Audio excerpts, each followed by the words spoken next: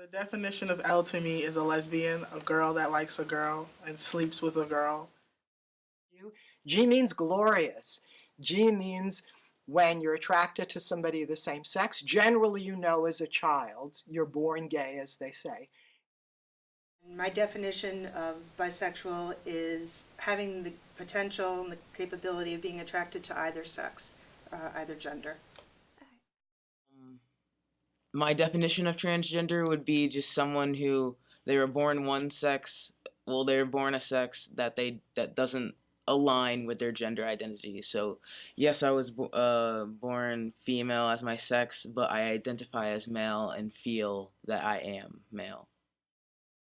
The Q in LGBTQ is for queer, and for me that means that I can love anyone, no matter if they're in or out of the gender binary, and no matter what their sexuality is.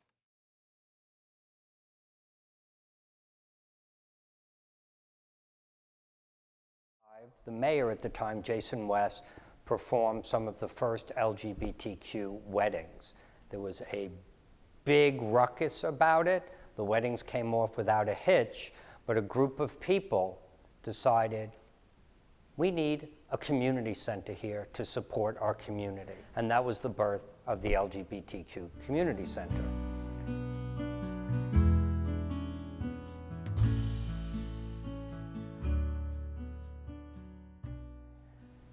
The board of directors wanted it to be right out front on a main street.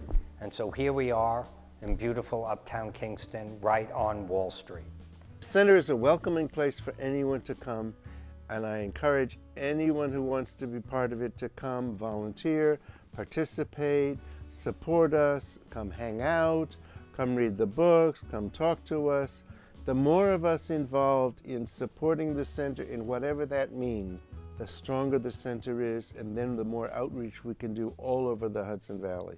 I came out late when I was first discovering who I was and curiosities and so forth. I went to the center just to check it out. I was extremely fearful, walked in, started crying. But now, you know, a few years later and so forth, it's actually become part of my social life. We go to drag bingo, there's dances, there's a women's group. So every month we try to have an event that's focused on a special program that might just happen once or might happen 3 or 4 times a year, but doesn't happen monthly. This month we're doing a program on changes to the Affordable Care Act and the implications that that's going to have on LGBTQ people generally.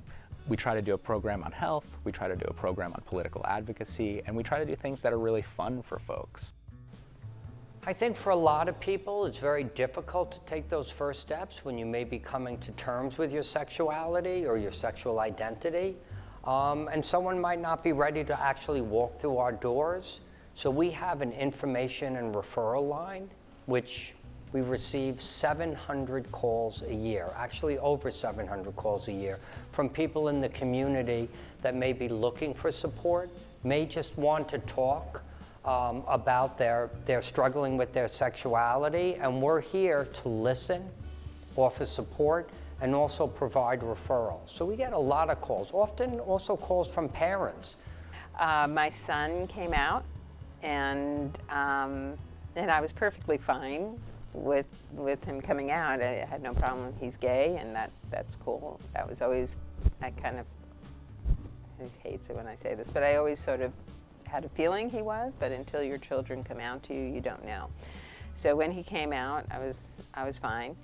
But his boyfriend's mother said, "Why don't you join PFLAG?" PFLAG is a group of parents and friends who are advocates and supporters of the LGBTQ community.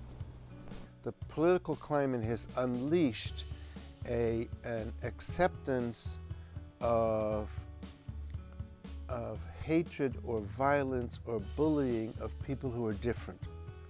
I don't care whether you're Muslim or you're Jewish or you're gay or you're lesbian or you're a woman or you're a minority person or you're an ethnic minority.